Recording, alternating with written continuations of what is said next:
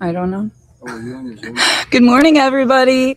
Welcome. It's Barb Pitcock, and it is time for No Guts, No Story. Today is going to be a little shorter than normal. There is a lot happening at the Pitcock house. So, I am currently sitting on the back porch at our lake home in Grove, Oklahoma. And for the very first time in, oh my gosh, ever, all of my siblings and my mom are here at the lake. So, I can't cancel the call, but I'm going to tell you something. There's a lot of chaos happening in that house. So everybody's cooking breakfast. I thought it was only going to be some of my siblings and not my sister Tracy. So last night we were all sitting out here. One time my mom's been here and we've been here 5 years. My mom came once on New Year's Eve because my brothers race cars. And we left here on New Year's Day and went and watched them race in Tulsa. But it wasn't like summer at the lake, making memories and all that. We went to lunch, we went to a few shops, and then we went to Tulsa to the races. So we've been trying to get my mom here with all the kids. But my sister Tracy, so 3 of my siblings, I'm the oldest. So Barb is the oldest. Lori was born when I was 3. Then my brother Mark was born in 80. So I was like 10 and she was 7, and then boom. So my mom had like 3 and 4 years or something like that. They were all in high school together, much like I did. But we didn't think my sister Tracy was coming because 3 of my siblings all had seniors that just graduated. And of course, this is the busy time where they're all getting into their dorms and they're all getting a dependable car. So my nephew Trey went to school and playing football in Ottawa. That's about 3 hours from here at the lake and 3 hours from home. My other nephew, Slade, who graduated, he moved here to the lake with us. He's an entrepreneur, bankrolling. The kid is like having wild success. As an entrepreneur here, he started his own boat detail mobile business. And then the other one, Maddie, she is going to culinary school. So yesterday on Facebook, I ordered a bunch of her muffins. She's making money for college. They always sell out right away. And I was like, we're going to miss you, but send the muffins with mom. So mom showed up. Mom had the muffins. All the other siblings were with mom. Everybody was here. And it was like 11 o'clock. And we were all sitting out on the porch. And it was dark. And the citronella was burning. And you got to imagine 24 in the lake house. Like it was just bliss. But of course, I was missing my kids. I was missing my sister. I was missing her kids. And I looked up and there was somebody on the steps.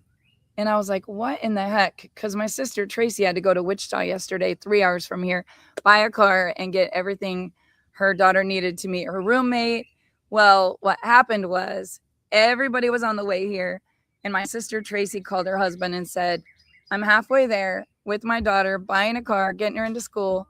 Pick me up in Wichita. I got to go. My mom's 73. And she showed up on the porch. Here's Kenzie. Kenzie is my niece. She works for us a lot. And her brother is the one that's at Ottawa playing football. So he's on his way here with what? 2 roommates? Mm-hmm. We're about to have a party. We are about to have a party. Meet my second sister, Lori. Hello. She is 3 years younger than I. We shared a bed growing up. We were besties. And then along came baby sister, Tracy. Tracy's a realtor. Lori works at the med spa that I used to own. She's a nail tech, does pedicures, very entrepreneurial. Anyway, they're all here. And then, of course, Duke, my brother-in-law, the wild one. Duke, I'm trying to get him to move here. What are we going to do, Duke? We got big dreams here. Yeah. You're going to get your wife to move. I don't have to get her to move. Yeah. I'm going to get him to open a boat shop. So anyway, their son, Slade, is the one that's living with us this summer. And the only one that we're missing is my brother, Mark, and his honorary wife, Mickey. So Mark owns a body shop. He is not on Facebook. Mark does not plug into social media, but his wife, Mickey, is, they own a body shop and they own a lot of rentals and all the things. Wait, I haven't had Jeremy out here either. So Mickey is ornery as heck, but she is my sister-in-law and she is the track coach. They also own the local body shop. They do all the county cars, all the police cars, all the sheriff cars, all the highway patrol, everything in the city. It's a city of 2,000 people. And then they own a ton of cattle along with my mom and Jeremy. So they do a lot of farming together, investing, and not only is she the track coach, she is auxiliary. What do you call it at the VFW? She is the commander of chief, auxiliary commander of the VFW. So she's a veteran. So my brother Mark is very reserved. He doesn't want anything to do with Facebook. And until a little bit ago, he still had a flip phone. And then the baby brother, Jeremy, he, along with my mom, have about 90 rentals in our little hometown. They have 2 car washes. My mom owns an RV park with about 100 pull-throughs, and they all are just workaholics. So in a nutshell, if I could tell you this, to leave hundreds of head of cattle, my sister Tracy is like the top realtor there, one of the top realtors there, to leave all that, all the kids going to college. My mom left the RV park, the car wash, the rentals, everything. And for one day, only today, they're all leaving in the morning. Everyone is unplugged.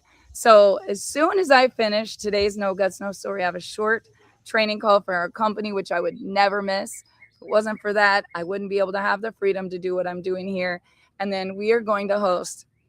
It's grown to about 30 because my niece Lacey and her fiance brought his parents. So we have about 30, and we all got matching shirts.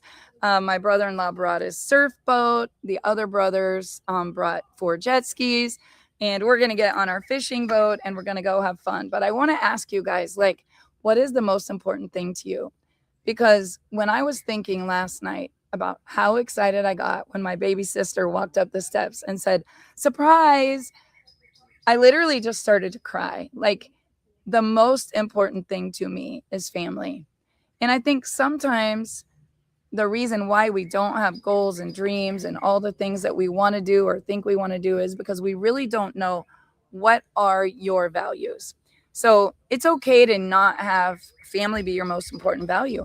Some people don't have family. Some people, that is not it for them. They turn to education or maybe service, or for some people, it's a nonprofit mission, which is very near and dear to me as well. But you got to find what really makes you tick. Because if someone said to me, like, "Let's help you get your degree and you can get a master's," I would be like, never in a million years. Education was never a thing that I looked forward to. However, when my mother-in-law was living, education was one of her top 2. Like, she wanted to be smart. She was type A. She ran everything we ever did. She did my taxes. She did my accounting. She hired, she fired, she got everybody's insurance. My brain doesn't work like that, right? So every single one of us needs to feel significant. And we're all striving for something. So if you've ever listened to Tony Robbins, have you guys done the Tony Robbins values course, where it helps you understand what really drives you? So for some people, what drives them is security. They just want to know that they have this solid income, solid future, insurance, retirement, all the things. And for other people, and that's called certainty. Some people need certainty. For other people, if it gets boring, like, don't let them get bored or it's going to be disastrous, right? Those people strive for uncertainty. And I think it's good to have a mix, because too much certainty, you're bored. You're just in a rut. Too much uncertainty, you're a train wreck. Like, you don't really ever have a plan. And then there are other people who that isn't even in their top. Some people need to feel significant. They have to be successful. They have to have the Porsche. They have to have the Rolex. They have to have, and it's okay to have those things. I've had times in my life where I wanted those things. But I think as you get older, you really start to understand, like, what does a life well lived mean to me? And to me, it's all my nieces and nephews. It's all my grandkids. It's all my siblings. It's my mom. It's having everyone that wants to be around me and creating memories. So my personality is different than most. If you are a detail-oriented person and everything has to be so, You are a green personality. You have to schedule it, plan it, be on time, watch all the I's and the T's and the P's and the Q's. If you are all about winning, you have to be the best. You have to have the biggest. You have to go the fastest. You have to have the things like you want to go on the trip. And if someone on your block goes on a trip, you have to do a better trip or golf courses. And, you got to get a better score than them. You got to get a membership. A lot of people want that. Like they're red personalities. They want the vacation. They want to be getting the trophy. They want the G-Wagon. They want the Masters. Like, when you strive to be number one, you're a red.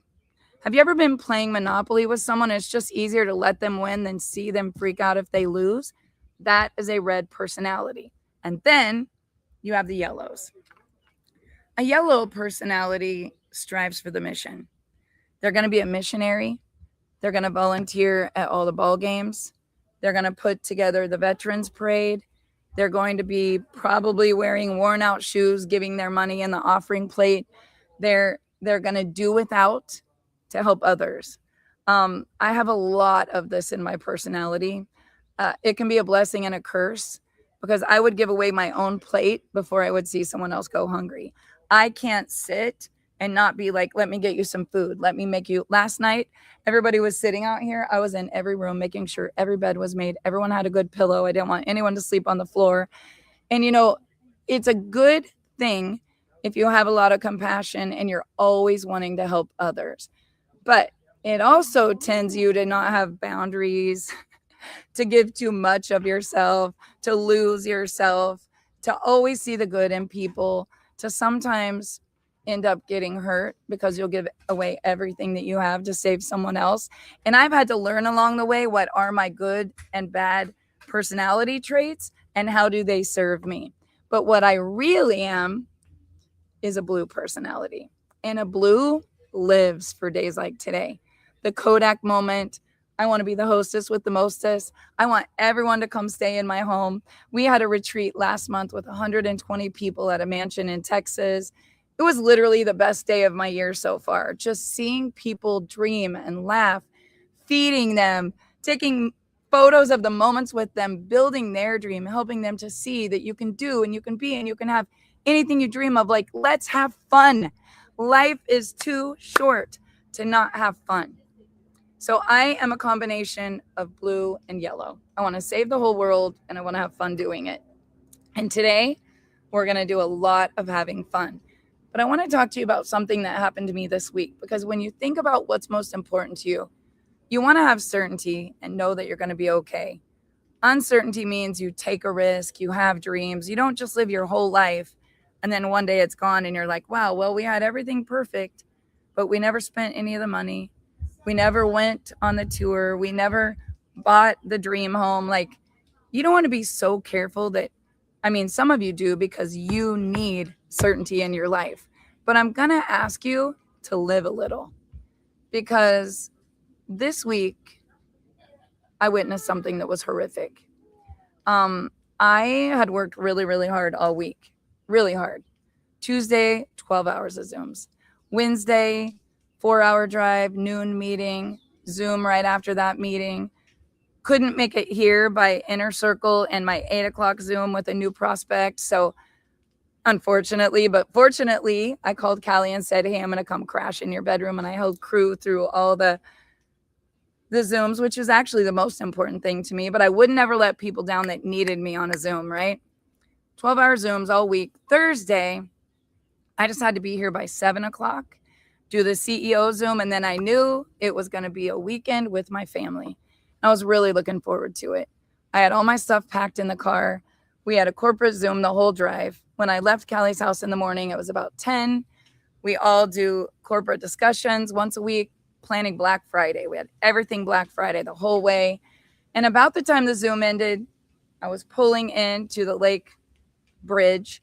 And I texted Dave before I left the gas station and said, it's a winding road. I'm going to be there. I was about 10, 15 minutes away. And all of a sudden I came over the bridge and it looked like New York City traffic. And it's a lake town, right? So there was the lane that you drive in, and then there's the middle lane that you can turn, it's got arrows every so often. And then there was a right lane that was eventually going to end and go to be 2-lane. But all 3 lanes were full. And the cars were like this. And I went from being like, I'm 7 minutes away. It said 47 minutes away, 57 minutes away. And then my maps actually talked to me and said, the road is closed. We are rerouting you. And it would have took me back over the bridge, an hour around the lake to come in the other way to get to this house. And Dave doesn't have an iPhone. So I messengered him. And I said, Dave, I don't know what's going on, but I'm scared because I've never seen anything like this before. Like something must be bad. Like there's like a shooting, a robbery, like something's up ahead because it's a little lake town. And I sat there for an hour. Traffic wasn't moving. I had no idea what was going on. And everybody was making a U-turn and they were leaving. But you got to realize I was 3 miles from my house. But I couldn't get down the road into my house because the road closed. So I told Dave, I'm back here. I'll just pull over to the water. You and Slade come in the pontoon and pick me up. I'm just going to park my car, leave my luggage. Like, I don't know how long the road's closed, but I'm not going to drive all the way back around the lake. So this was about a 7-hour drive for me from Russell to Kansas City to Cali's and then this way. I did meet some amazing people on the way, and it was very worth the long trip and all the Zooms. But have you ever just been ready to be where you want to be? And I was so impatient. And then as I was sitting there, my heart started to ache because I could see flashing lights and I kept hearing sirens and they couldn't even hardly get through because there's only one way into the lake. So I got Dave on Messenger and I said, I have no idea what's going on, but it was giving me PTSD. Now remember, I'm a yellow personality and I'm an empath along with blue that loves to make people happy. And all I could think of is in 2021, I drove to town to get some Mexican food, and Dave's mom was at the house with the kids. And it took me longer than normal, and her blood sugar was getting low, and she was getting a little irritated, and her vision was a little foggy, which she didn't tell us, but we live out in the country, and she said, I think I'm just going to go on home and not wait here, because she didn't want to drive in the dark. So she left my house at dusk. She drove to town on a 2-lane road. Her vision got blurry, probably from her diabetes. She crossed the center line and she had hit a young girl with a child, head-on collision. The SUV and the child were fine. Her car looked like a recycled aluminum can, and the jaws of life had cut her out of that. Now, that was a 5-year ago memory. But because of who I am, sitting there in traffic, all I could do was relive pulling up on that accident. Because that day on my way home, we heard the sirens, the road got closed, and I couldn't get home to our house in the country in Russell. And then to pull up on it and be like, oh no. I called the house and they said, Nana left. And I want to tell you guys something. I knew immediately in 2021 that the road was closed, the rain was falling, it was foggy and dark, and I knew that it was Dave's mom. And it was COVID. So she was in a trauma unit trying to keep her alive. Her entire pelvis was crushed. They didn't think she would ever walk again. And she did, but only with a walker. Her ankle was crushed. It was horrific. And with it being COVID, I remember driving 3 hours one way every day just to keep her alive. Only one visitor. And once we brought her back to our hometown and they put her in a rest home to rehab, she couldn't have visitors. So all these things from my past started coming up in my mind. And remember, family is the most important thing to me. So I'm sitting there for 1 hour. I'm reliving all the nightmares. I'm thinking about the family, who's in front, how can I help? Should I just pull down in the ditch, get out of my car, take off running? Like my brain was literally in fight or flight because it was uncontrollable and there was nothing that I could do. I don't know what personality you are, but have any of you ever had a similar situation in your life with a horrific movie that keeps replaying or a photo of something traumatic.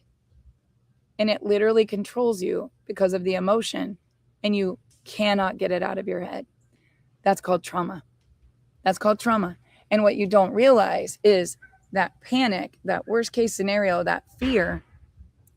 So I call Dave, and immediately Dave says, our neighbor went on a motorcycle ride this morning at 8 a.m.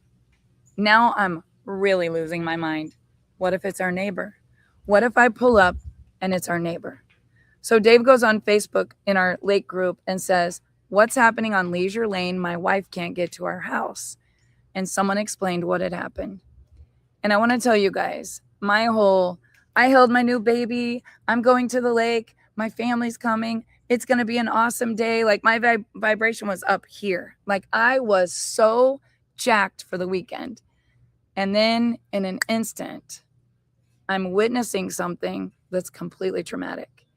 It was nobody that I knew, but I felt like it was. Because as an empath, I feel other people's emotions. And it's a blessing and a curse. But I love people, and I love so hard on people. Immediately, I was thinking about my friend Lori, who lost her son 5 or 6 years ago in a horrific motorcycle accident.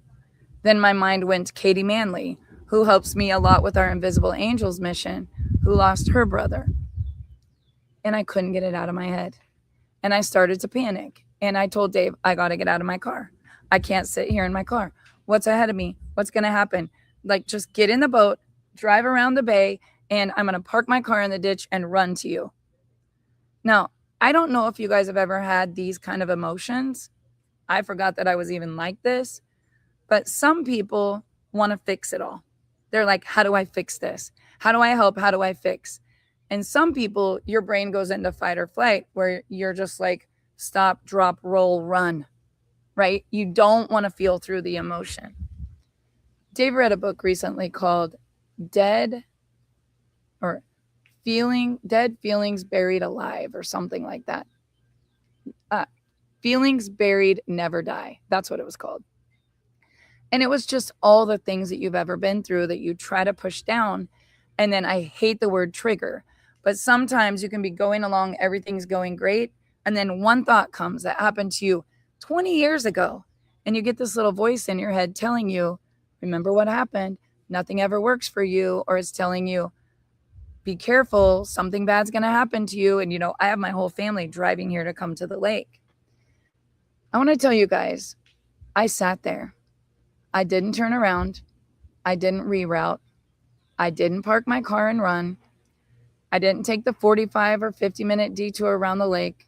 I just sat there and prayed for an hour. And eventually, I saw a wrecker coming, and the wrecker got a tow truck with a big Bobcat on the back of it that had actually hit so hard the Bobcat came off the trailer. But the sad part of the story was, by the time I got to Leisure Lane, I could see the ground. And it was I don't want to explain it on here. I don't want any of you to have the picture that I had. It still looks the same today when you drive past that. And there had been a motorcycle accident, and it had exploded, burned to nothing. There was a crinkled up, what you would sit on, like the gas tank, was about as big as this bug spray. And it looked like it had been through one of those old-fashioned things that you put a can in. There wasn't even any tires, spokes, handlebars, just ashes. And I was so messed up. So by the time I got to the lake house, I didn't have the same feeling that I had. Everything I was looking forward to, everything I was excited about, everything that I was so jacked about, the music that was playing, the ideas, the dreams, the goals. Before I left Kansas City, I had literally, while on Zoom, went and drove by some dream homes. It was a gated community. I couldn't get in. I am so good about dreaming every day. I sat there waiting for someone that lived there to go in just so I could follow them in. I was vibing. I was co-creating my future. I was thinking about the next retreat with all of the leaders in my company, and it would be at my house instead of, our partner's house in Texas.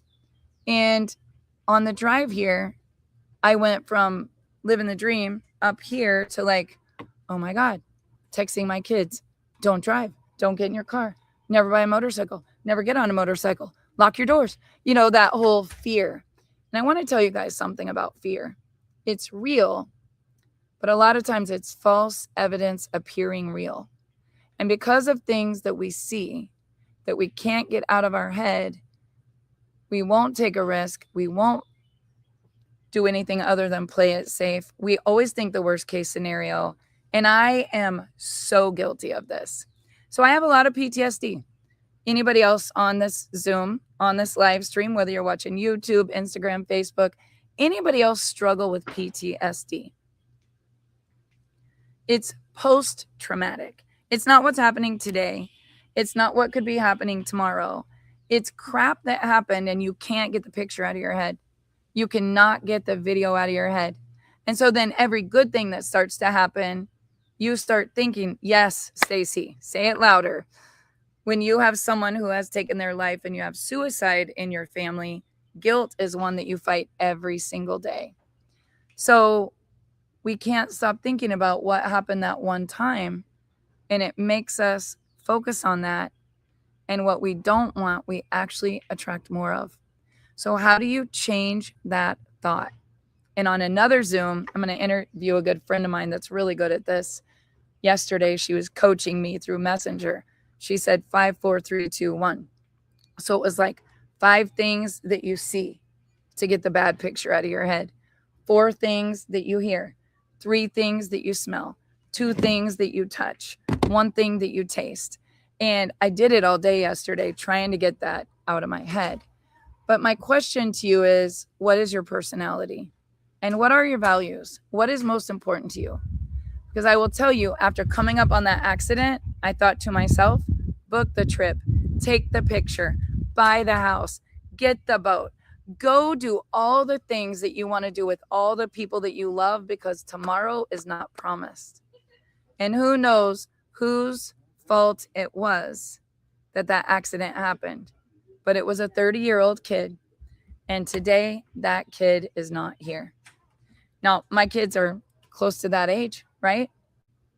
And when I think about it, every day I have to put my values first. What is most important to me? It's memories, time with people that I love. It's why I do what I do, so that I can do what I want, where I want, whenever I want, and be able to have the money to pay for that. And here's what I will tell you. Money doesn't fix trauma. Money does not fix trauma. If you're dealing with PTSD and you have things that have happened in your life and you're struggling with your mental health, I could send you a first-class ticket to Hawaii and say, meet me there. I got the suite at the top of the Sheraton Waikiki, and we could be up on the top of the hotel watching all the sea turtles from my favorite suite. We could go on a yacht. We could take the submarine tour. We could go climb the mountain. And guess what?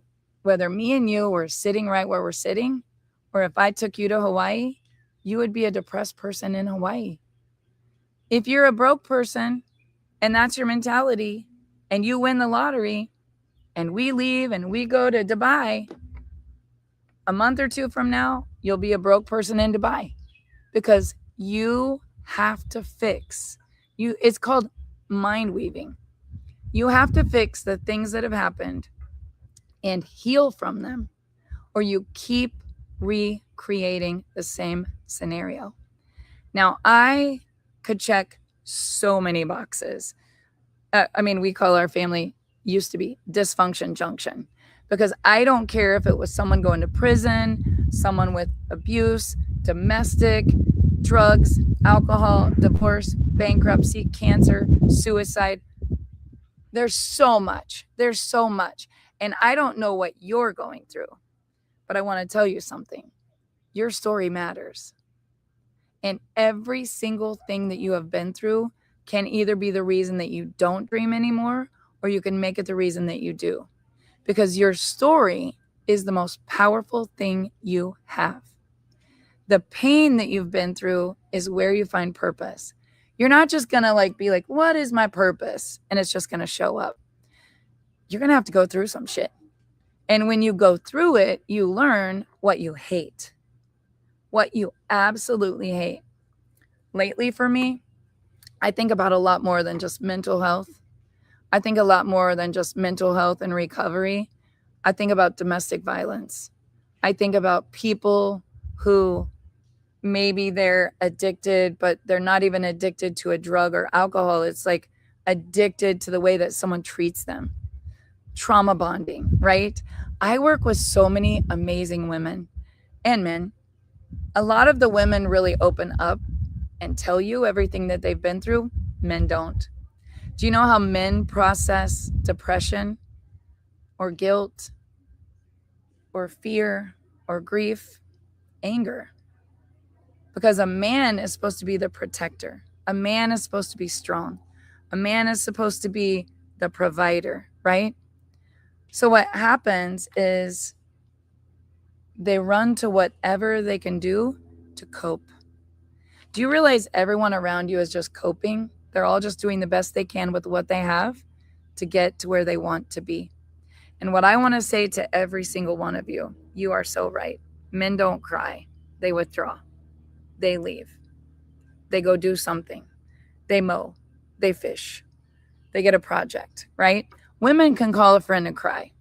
I don't see very many men doing that. But whether you're a woman or a man and you're watching this, I love to work. Work does help me cope, but I turned that into like a whole mission. And so let's find something that you absolutely love to do. Drop in the comments something that you love to do. You could get lost in it. You would do it for free. So when people used to ask me what I love to do, I would say decorate Christmas trees. So we did. We opened a Christmas store. We decorated Christmas trees. I kept getting pneumonia every year from all the dust and the decorating and the trees. And I was constantly battling this pulmonary lung disease. I do my own tree and it's fabulous. I do a bunch of trees. But I no longer think, oh, I'm going to make my living and my future out of decorating trees, right? Amy Cross, clean and organize. You should start your own. Let me come clean and organize your garage, right? Take care of the elderly. I love that. I got to put my glasses on to read. Help heal people from within. Drop in the comments something that you love to do. Stacy says working with the veterans and the homeless. Me too. Love that. Thinking about all the negativity in the world. So if you find something that you love to do, like my niece Lacey is standing here. She works for us. She runs our traditional business. She also works in our direct sales company. She's a boss in customer support. But do you know what Lacey loves? Somebody guess what Lacey loves. Anybody that knows her knows. She loves dogs. And so Lacey can babysit dogs on the weekend, and she doesn't mind it at all. She can have 4 or 5 people's dogs. Amy Cross says, hi, Laciness. Get over here. And Lacey can watch dogs in her spare time. How much you get paid if you watch a dog? It just varies. But I can make $100 a weekend just going to let them out. $100 a weekend going to let them out. So if you had 5 people you were letting dogs out for, 500 in a weekend. You know, what's crazy about our family, and I don't know why it is, it's like a Zorn thing. We all find something that we love to do. Everybody's got this side gig that they love to do. Everybody knows that I love people. I love helping people. I love making money. I love helping people make money. And I love helping people heal. As an empath, I want to take every broken person that I meet, whether they're a good or bad person, this is the toxic part of it, and try to make them good. You can sit over here, Mark. And so I want you to think about what you love to do. I've been talking about you. You're not on Facebook. Nobody knows my brother. He's under the radar, but I'm going to give you guys a glimpse of him. I'm just going to turn my camera. Okay, say hi, Mark. Hi. This is my brother, Mark, and his beautiful daughter, Kenzie, and his son is on his way here playing football at Ottawa in college. But Mark was born when Lori and I were the only 2 girls, and then we got this beautiful little brother. And I got to tell you, one thing about Mark, when my dad left, Mark was like the man of the house. So even though we were the oldest, Mark was like the rock. And you want to talk about trauma bonding. My mom never remarried ever.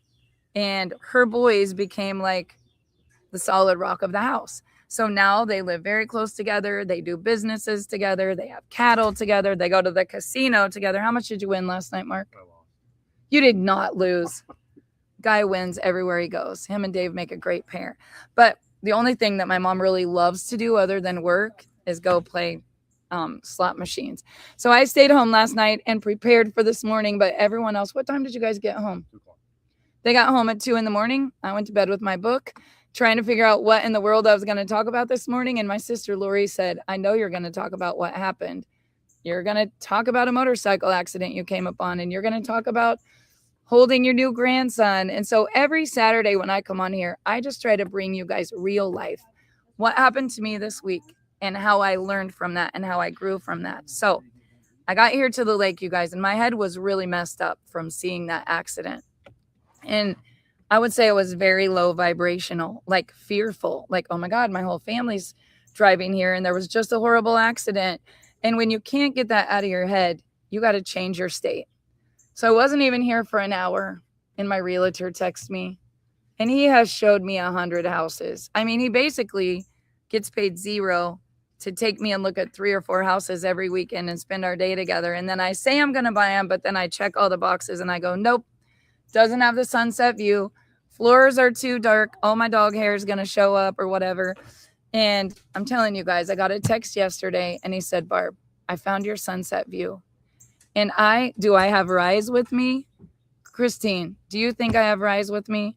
I have a tower of every flavor in there for the 24 people to try.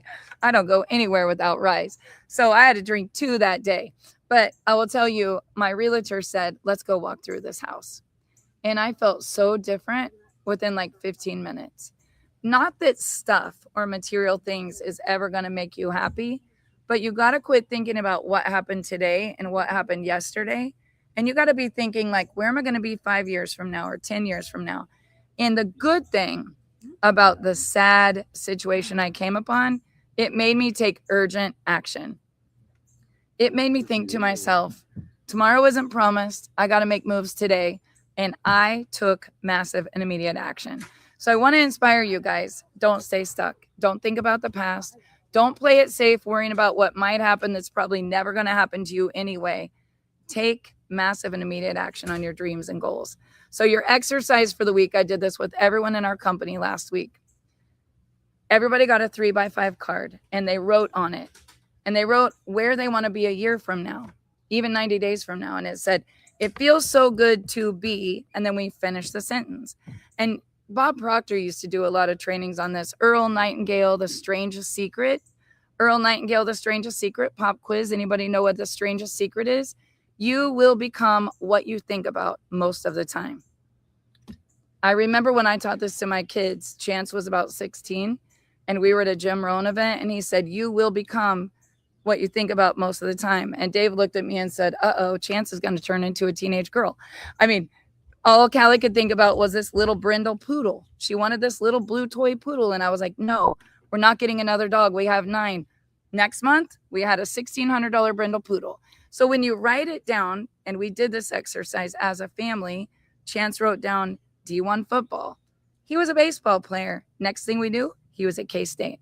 When you write it down, you look at it 3 to 5 times a day. And it's got to say it like it already happened, not like I want to be a classy cat. It has to say, Kinsey, I'm talking to you. It has to say, it feels so good to be a classy cat on the K-State team. When you write it as if it already happened, it will happen. So if every single one of you would do this, write it on a card, look at it 3 to 5 times a day. It has to happen like it already happened. So Dave and I were in a bankruptcy. We had horrible credit. We were renting. We had no money down. And I would say to Dave, I'm going to live in the country with a big circle drive and a house that has columns on it. And my husband was trying to make me the king of his double wide trailer with the polyester curtains and the redwood deck. And I wasn't about it. But, you know, he just wanted to rodeo, be able to travel. I always said it feels so good to be living in the country, raising my kids, having fun, playing in the pool, running around on the acreage. And guess what, guys? 6 months later, in a horrible, horrible chapter, after Dave's little brother passed away and took his life in 2001, we had been looking at a dream home in Salina, Kansas. Now, I want you to get your head around this. Horrible credit, no money down. We were going to have to rent to own. And my sister called me and said, there is a house for sale, a luxury home in Russell, Kansas, and it's new. And I said to Lori, there is no luxury home in Russell, Kansas that's a brand new build. Trust me, I've been driving around looking at them all. In the perfect house on a hill with 22 acres and columns on the front porch and the circle drive. Everything I wrote on the card happened within 90 days. We had already put money down on a house in Salina, $2,000 down. The guy owns a huge zoo called Rolling Hills Zoo. We had the down payment, we had the money down, and we were moving into, it wasn't a double wide, but it was like a big modular in the country. And the next thing you knew, we canceled the contract, stayed in our hometown. And you got to understand, we just wanted to run because Dave's brother died and it was in our hometown and he worked two blocks from our house. We just wanted to run away. The same fight or flight I was just talking about, where you just want to run. You got to stay. You got to feel through the feelings and you got to heal, because feelings buried alive never heal. We have stayed in that same home for 25 years, raised our kids there on a beautiful acreage, and it came from a busted up bull rider and a broke beautician with a single mom. My mom's sitting here. She could tell you she didn't have 2 pennies to rub together. Didn't have 2 pennies to rub together, did you, Mom? No. She's laughing. She's like, please don't interview me, but here's my beautiful mom. Say hi, Mom. Hi. She's on the spot now. This is the goat. This is the one I talk about all the time. Literally, she had nothing, lost her home in foreclosure and went to buy it back on the steps of the courthouse at a sheriff sale. And today she is one of the most successful people that I know. So you can either turn all your pain into purpose. You can talk about, you can play the victim card your whole life. Oh, he left me. I got stuck with all these kids. I'm a single mom. Or you can be like, who needs it? You know what? My setback is going to be my comeback and I'm going to own the whole town. And honestly, I feel like watching my mom come back has given every single one of these siblings that you've heard from so much strength. If you won't do it for yourself, do it because your kids and your grandkids are watching you. And every day when I wake up, I think I'm either going to make excuses or I'm going to make things happen. And today and every day, I'm making things happen. So I hope that you guys got something out of this. Don't stay stuck. If you're in a painful chapter, turn your pain into purpose.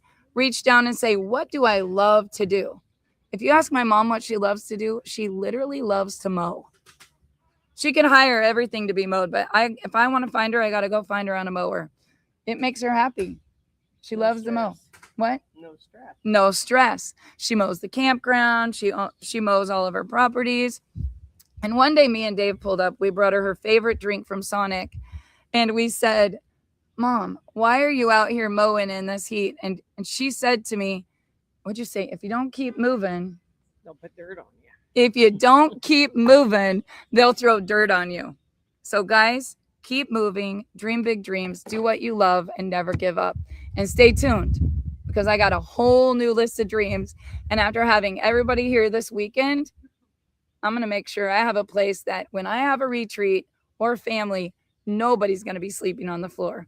And here's the reality. Something like that would make me go work harder than ever. Something like the mission with the homeless in the park and Invisible Angels would make me do another 12-hour day of Zooms. But if you don't know why you're doing something, you're going to get burned out. You're going to get pissed off. You're going to get resentful. You're going to give up. You're going to compare yourself to everyone else, and you're just going to stay stuck. Don't stay stuck. Remember what Lana Zorn said. If you don't move, if you don't keep moving, they're going to throw dirt on you. So how old are you, Mom? 73. 73. And we're planning the next 25 years. So we'll be having my mom's 100-year birthday party somewhere in one of these lake house retreats. And there will probably be 50 more grandkids and great grandkids. And I can't wait for that day. But I hope that you guys dream like that. put it on a card, read it every day as if it already happened, and then message me in Messenger and tell me what happens for you in even 72 hours. When you move, God moves, and you just can't stay stuck. So you guys have an amazing weekend, and I'll talk to you next Saturday. We are unplugging for the day. You will not be getting a response on text. You're not going to see me on Facebook. I'm not going to be answering any emails. I'm not going to be on any Zooms, but I'll report back on Monday morning with a massive photo album where you can see how much fun we had and how many memories were made, because we work hard. Yes, we do, but we're going to play hard all weekend. Have a great day, everyone. I'll see you next Saturday.